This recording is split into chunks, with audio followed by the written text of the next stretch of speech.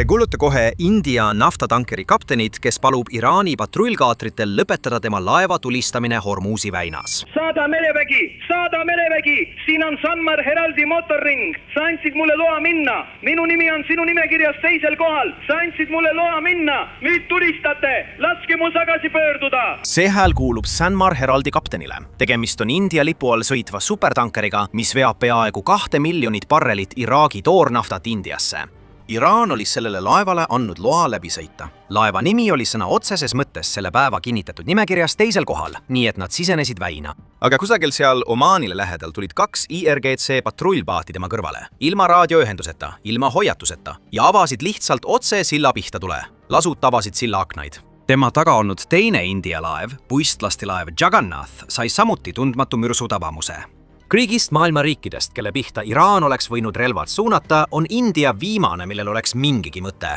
Peameeles, et India oli üks vähestest riikidest, mida Iraan oli ametlikult nimetanud sõbralikuks riigiks ja Iraan mõtles seda tõsiselt. Viimase 7 nädala jooksul selles sõjas on Iraan tulistanud 10 laevu Hormuzi ümbruses ja selle lähedal, millest enamik olid USA ja Iisraeliga seotud tankereid. Nad ei puutunud Hiina laevu, nad ei puutunud India laevu, mitte kordagi. See oli esimene kord ajaloos, kui Iraani väed tulistasid India lipu all sõitvat kaubalaeva. Ja see viga võib neile lõpuks rohkem maksma minna, kui nad arvavad.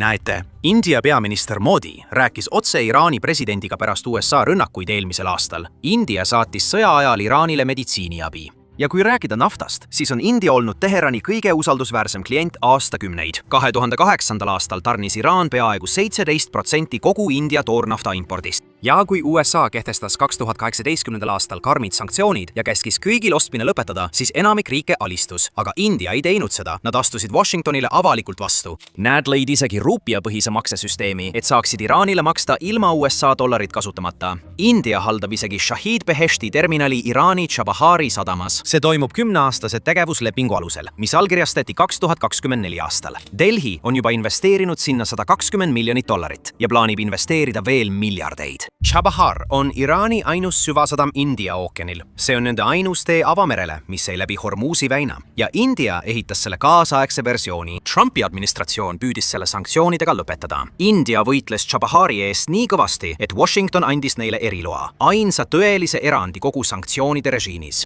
Ja see erand aegub 26. aprillil aastal 2026. Miks siis? Miks peaks Iraan ründama just India laevu kõigi teiste hulgast? Ausalt öeldes me veel ei tea.